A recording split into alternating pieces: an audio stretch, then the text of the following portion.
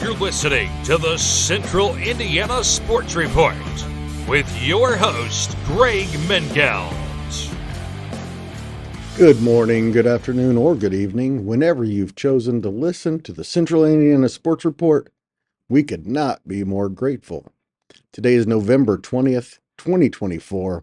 It's a Wednesday, so it's another day for the Central Indiana Sports Report. I'm your host, Greg Mengelt, and I love Central Indiana sports.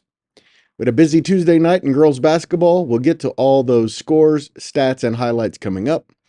A couple of reminders first. We will have girls scoreboards every day for the rest of the week. Tomorrow's will be short, but the rest of the week is busy.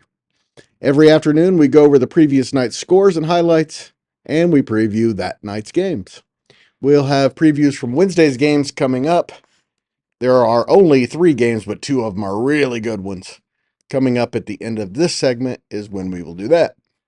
Also, we have our boys basketball season previews all week. We've already released the Frankton Eagles season preview. That is episode 92.2. Please go back and find that. I also have interviews scheduled with Elwood, Madison Grant, Alexandria, and Tri-Central, and hope to have a couple of more by next week. Michelle Garman and I will also preview the CIC sometime later this week, probably Thursday or Friday, and we hope to talk to all 8 CIC basketball coaches. And Michelle and I will also preview every single one of Friday's IHSAA football semi-states. That will likely be posted on Thursday morning or afternoon. Let's waste no more time and get to Tuesday's girls basketball results. Juniors Lanaya Wills and Sophie Goodwin combined for 49 points in LaPel's 60-16 win at Hamilton Heights. Wills scored 29 and Goodwin 20 as the Bulldogs snapped a 2-game losing streak to improve to 2-3. LaPel faces rival Frankton on Friday at Frankton. The Bulldogs have beaten the 2-2 Eagles each of the past 2 times they've met. LaPel outscored Heights 27-5 in the second quarter to take a 39-7 lead on Tuesday. We heard from LaPel head coach Zach Newby following the win. I'm joined now by LaPel head coach Zach Newby. Big win tonight. Looked like the defense was really good. Yeah, it was better. Offensive end, you got 2 pretty good performances. Tell me a little bit about what Lanaya and Sophie did well tonight. I think tonight we did a much better job of turning defense into offense. We were a little bit more aggressive, pressed a little bit, got into some trapping zones in the half court. And then we did a much better job of rebounding misses and pushing it up. And Lanaya had a lot of, fast break buckets, which is where she's at her best. You can get her on the run and get her an advantage. She's going to score most of the time. And then, they collapsed quite a bit in on her, and Sophie found herself open, and she was a lot more aggressive tonight, attacking the basket and looking for shots to score. So I know the record isn't where you want it to be. How are you feeling about this about a quarter of the way through the regular season, about your team? I wouldn't say – obviously we'd love to win every single game, but my schedule is not built for that. Right. So we're trying to get better every single day, whether we're playing games or practicing. And so I think these first few games, even though we lost 3 of them, have prepared us, for even tonight. I don't think that if we didn't get our butt kicked on Saturday by North Central, we wouldn't have come out with the fire and fight and intensity that we had tonight. So it's important to play those games so you can continue to improve and be playing your best basketball in January. 0-5 Heights was led by 5 points from sophomore guard Reese Blanton. The Huskies have 11 days off before going to Huntington to face the winless Vikings. Marion freshman Naomi Hahn scored 24 points, and Marion snapped a 2-game losing streak with a 72-20 win over Madison Grant. Freshman Jaylee Townsend added 16 points, and senior Shania Scott scored 10 for the Giants, who are now 2-3. Marion travels to Elwood to face the unbeaten Panthers next Tuesday. Madison Grant was led by sophomore Georgia Mitchell, who had 7 points, 2 rebounds, and 2 steals, and freshman Grace Wood, who finished with 7 points and 7 rebounds. Senior Marley Neiman contributed 3 points and 7 rebounds for the Argyles, who are now 1-3 and go to county rival Oak Hill on Friday for a Central Indiana Conference game. Despite the loss, Madison Grant head coach Jace Martin said he liked his team's effort. Yeah, Marion's really talented, really deep. They're long and athletic, and man, they just play really, really hard. It's not very often that you feel like your team played really well in a 52-point loss, but that's Right. where we are tonight. I mean, Marion just, very talented, and have a ton of size. So they're going to be, and they're also really young. So they're going to be Really young. really good for the next few years. What did you see from your team that you liked, Coach? Well, Jasmine Rainey did not play tonight, and we handled the ball relatively well without her. Georgia Mitchell, sophomore, who's been in the starting lineup, stepped up and played really, really well today in Jasmine's absence. And so, handling pressure, and we had girls being aggressive going to the basket.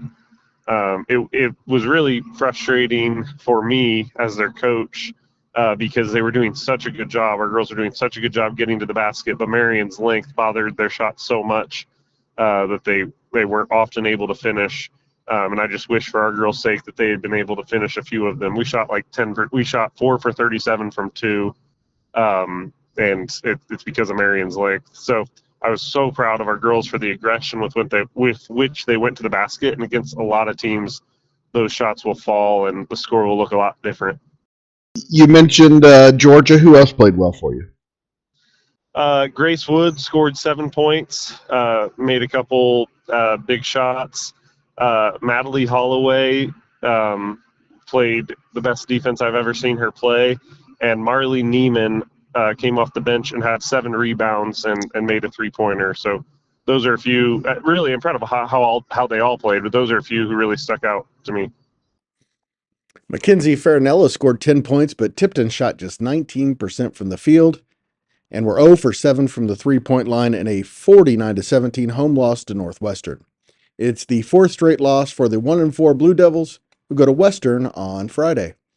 It's the 2nd straight win for Northwestern after an 0-2 start. Macy Rohde led the Tigers with 17 points. Berkeley Ray had 9 and Anna Bisher 8 in the win. The Tigers host unbeaten Lewis Cass on Friday. Northfield improved to 2-3 and ended a 3-game losing streak with a 57-32 home win over Eastbrook on Tuesday. Sophomore Lainey Halpert was 8 for 14 and finished with a game-best 22 points. Also for the North, senior Cameron Kuhn finished with 11, and Nellie Baker had 10. They are now 2-0 at home and 0-3 on the road. 3 players scored all 32 points for the 1-3 Panthers. Senior forward A.J. Brenner led Eastbrook with 12. Senior guard Michaela Fox made 3 3-pointers and finished with 11. And senior forward Mia Bustos finished with 9. The Panthers will try to snap their 3-game losing streak Saturday at home against winless Taylor. Mrs. Sinawah suffered its 4th straight loss against hot-shooting Bluffton, 60-24 in Gas City on Tuesday. Senior Marin Schreiber went 6 for 11 and scored 18 points. Senior Isabella Stout was 7 for 13 and finished with 16. And freshman Chloe Dick was 2 for 5 behind the 3-point arc and finished with 8 points for 3-1 Bluffton. The Indians will attempt to snap its losing streak Saturday in Fort Wayne against defending Class 2A champion Lures, which is now ranked 12th in Class 3A after moving up a class because of success. And perhaps the best game of the night, Sheridan took its first loss of the season, 54-51 at home to Brebeuf. The Blackhawks lost in spite of 30 points, 12 rebounds, and 2 steals from senior Kinsey Garner. She was 14 for 26 from the field, 2 for 5 from the 3-point line, and 2 for 3 at the foul line. Also for 2-1 Sheridan, senior Cecilia Timmy finished with 11 points, 4 rebounds, and 3 assists. And sophomore Brielle Garner contributed 8 points and was 2 for 5 from 3. The teams combined for 35 points in the 4th quarter after Brebeuf led 30-22 at halftime and 39-31 at the end of the 3rd. Sheridan is back in action Thursday when it hosts unbeaten Covenant Christian. Juniors Griffin Knight, Addison Barnes, and Jillian Barr combined for 37 points, 20 rebounds, 12 assists, and 12 steals in Delta's 48-36 Hoosier Heritage Conference victory over Newcastle on Tuesday. It was the conference opener for the Eagles. Delta is now 4-1, and after playing their fourth straight game on the road, they did win 3 of them. They host 1-0 Wapahani in just their second home game on Friday. Newcastle led 9-8 after one quarter, but Delta outscored the Trojans 13-3 in the second quarter and 19-8 in the third. The Eagles led 40-20 after 3 quarters. Newcastle's now 1-4 and hosts Muncie Central in a game featuring former North Central Conference rivals. Yorktown outscored Winchester 21-19 in the fourth quarter and held on for a 46-42 win Tuesday. The Tigers are now 2-1 after their first win away from home. They host 5-0 Alexandria on Thursday. It's the first loss for Winchester after starting the season with 3 wins. Anderson suffered a 65-24 setback to Class 2A number 12 Northeastern. The Indians are now 0-4. Northeastern outscored Anderson 19-2 in the first quarter and dominated from start to finish. Northeastern was led by 23 points from junior Addison Kircher. She also had 6 steals and 4 assists. Senior Ava Mikesell added 15 points and 5 steals. Anderson senior Kennedy Brown led the Indians with 5 points. They are at 0-2 Lawrence North on Saturday. Eastern shot just 7 for 34 from the field and fell to 0-4 with a 48-16 home loss to Southwood. Freshman Lainey Newland scored 7 and senior Marley Cohn finished with 6 in the loss. Both had 7 rebounds as well. The Comets host 1-1 Rossville in their Hoosier Heartland opener on Saturday. Daleville dropped a tough win 48-45 at Knightstown on Wednesday. Sophomore Lily Drew was the difference. She knocked down 4 three-pointers and finished with 20 points, 8 rebounds, and 4 steals for the 2-2 Panthers, who've won their last 2 games. Daleville is now 3-3 and hosts 1-0 Wapahani on Saturday evening. The Central Indiana Sports Report Girls Basketball Player of the Day is lapel junior Lanaya Wills, who had 29 points in the Bulldogs' 60-16 win over Hamilton Heights.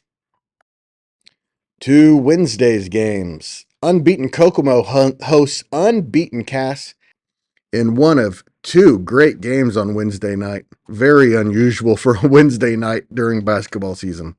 Kokomo is 3-0 and has beaten its 3 opponents by a combined 110 points. The Wildcats haven't been 4-0 since starting with 14 straight wins in 2009-10. Cass is also 3-0 and has dominated 2 of its 3 opponents. In the second game, the Kings went to Manchester and won 33-30 last Tuesday. Cass is 3-0 for the second straight season. The Kings started 5-0 last year in a 22-4 season that ended with sectional and regional championships. Cass beat Kokomo for the first time in 4 years last year, 51-33 in November. Pendleton Heights has a golden opportunity when it hosts defending state champion and top-ranked Lawrence Central on Wednesday. The Arabians are 3-1 so far, but this is by far their toughest test. The Bears look every bit of the state's best team. They've blown out Carmel by 29 at Carmel, Westfield by 27 at Westfield, then beat Princeton, Ohio on a neutral court. The Bears are led by senior Jayla Lampley's 24 points per game, but they have tons of options. Pendleton's duo of senior Casey Werfel and sophomore Ada Hupfer have been outstanding to start the season. Combined, they're averaging 35 points, 17 rebounds, 7.3 steals, and 2.5 assists. Werfel is shooting 51% from the floor and Hupfer 49%. Lawrence Central beat the Arabians 66-57 in Lawrence last December. They've beaten Pendleton the last 3 years, but all 3 games were pretty close. Blackford hosts winless Adams Central on Wednesday with both teams in bad need of a win. Reigning CIC champion Blackford is 1-3 this senior after opening last year 8-1. Adams Central has lost 7 straight games, including 3 to start this season. The Jets have been outscored by 35 points per game. The Bruins have beaten Adams Central 3 straight times. And now you know everything we know about Central Indiana girls basketball.